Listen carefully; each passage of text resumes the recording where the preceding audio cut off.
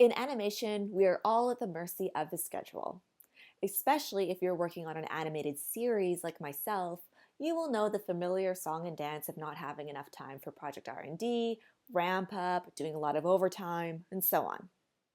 As much as we would like to be able to measure twice and cut once, we are often developing our shows on the go. Though we all try our very best, not every show is going to be a hit or an award winner, and not every shot or asset is going to be demo reel worthy. Sometimes we just have to get a show out the door. In production, we need to stay as agile and flexible as our artists as things change at a rapid pace, particularly on shows that may be especially chaotic. Perfection is not the point when things move fast, and at some point we have to let a process or project run its own course while doing what we can to maintain order and efficiency. To this end, Andrew Hill with John Wooden offered the advice on screen from their book, Be Quick But Don't Hurry. Like Hill and Wooden, Twyla Tharp, renowned choreographer and author of The Creative Habit, warns against taking too long to pick a course of action or to address an issue.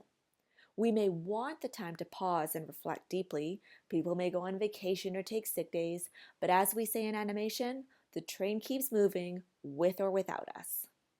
Tharp says, quote, "Another trap is the belief that everything has to be perfect before you can take the next step. I know it's important to be prepared, but at the start of a process, this type of perfectionism is more like procrastination. You've got to get in there and do."